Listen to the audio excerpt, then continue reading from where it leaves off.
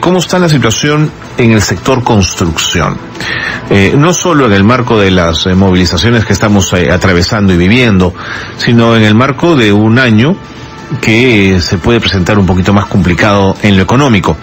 El ingeniero Jorge Zapata es presidente de la Cámara Peruana de la Construcción y nos atiende a esta hora de la noche. Ingeniero Zapata, ¿cómo le va? Bienvenido, gracias por estar en Nacional. Muy buenas noches, gracias por la entrevista. Ingeniero, ¿alguna de las medidas económicas del gobierno de la presidenta Dina Boluarte siente usted, perciben ustedes que impactará positivamente en el sector construcción? Bueno, sí, porque todo esfuerzo para mover la economía indirectamente impacta en el sector construcción. Si estas medidas del Ministerio de Economía favorecen a las pymes, a las micro y pequeñas empresas, fundamentalmente, estas micro y pequeñas empresas van a tener un poco mayores recursos para poder acceder a una vivienda, por ejemplo, ¿no? Y eso definitivamente impacta en el sector construcción. Todo ese movimiento económico produce también mayores recursos fiscales, es decir, una mayor tributación. Claro. Y la tributación que va a las entidades, a los gobiernos locales, regionales y al gobierno central, se traducen en mayores inversiones y por lo tanto en mayor construcción. Interesante. Ahora, ingeniero, ¿cómo han cerrado el año 2022? ¿Cuál es la lectura general del año que acabamos de cerrar? El año 2022 ha sido un año interesante. Si bien no hemos, como todos los años, agotado los presupuestos públicos de inversiones, porque el promedio es quedarse en un 64-65% de ejecución, quiere decir que todos los años los gobiernos central y nacionales, subnacionales, dejan de gastar, dejan de invertir un 35-37% y lo devuelven al erario al final del año. Este año ha mejorado un poquito esa situación y hemos subido algunos puntos en inversión pública en cuanto a porcentaje, y en cuanto a monto ya en valor absoluto hemos tenido sin duda un récord en inversión pública. El sector privado no se ha comportado tan bien, ha habido una compensación por el lado del sector público en este año en el sector construcción, pero sí se ha comportado bien también desde el sector privado la vivienda social. La vivienda social también ha tenido récord de colocaciones y también ha compensado un poco la caída en la construcción de vivienda que no es vivienda social, es decir, el crédito hipotecario tradicional. Claro.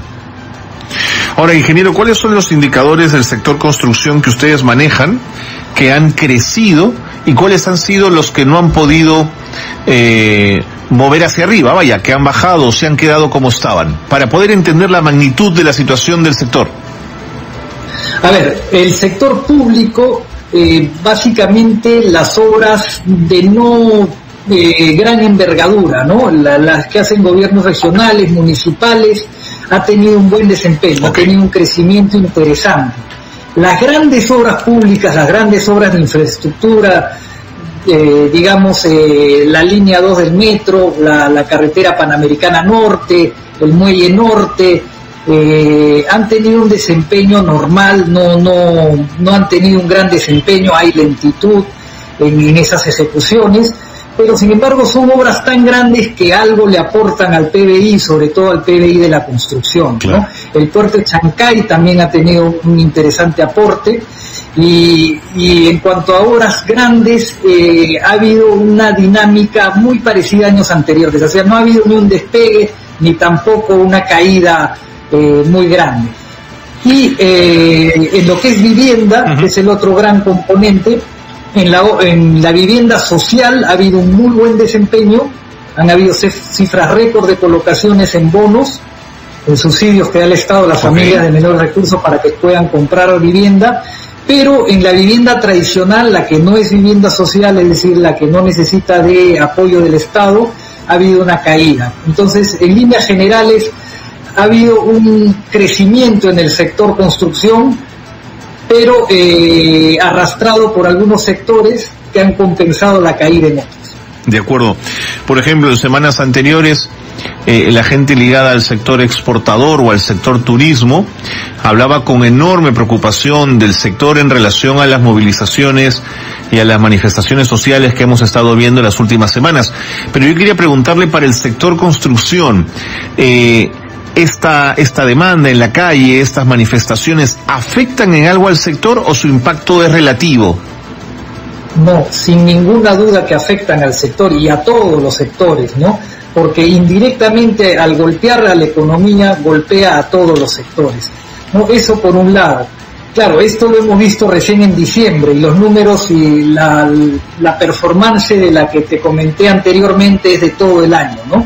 En diciembre sin duda vamos a ver números bastante a la baja en el sector construcción, porque aparte del impacto a la economía hay un impacto directo, es decir, en zonas que están cerradas, donde no se puede trabajar, claro, donde se bloquean carreteras. Evidentemente esos días la construcción tampoco trabaja, ¿no? En zonas donde se puede trabajar por horas, digamos, pero no llegan los insumos a tiempo, claro, porque están bloqueadas las carreteras, también ralentiza las obras de construcción, ¿no? Y evidentemente que se va a sentir un impacto tanto en diciembre como en enero en el sector y en todos los sectores seguramente. Ingeniero Zapata, ¿qué debería pasar para que este sea un buen año para la construcción?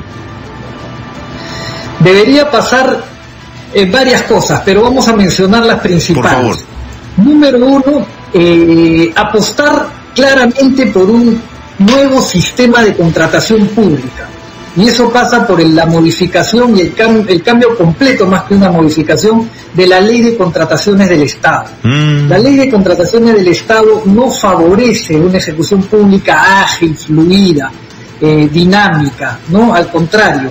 Y además es muy permeable a la corrupción. Y en ese sentido, como CAPECO, hemos hecho varias propuestas que deberían tender a modificar varios artículos de la ley, muchos de ellos, para que sea una ley que, en primer lugar, proteja al Estado de la corrupción.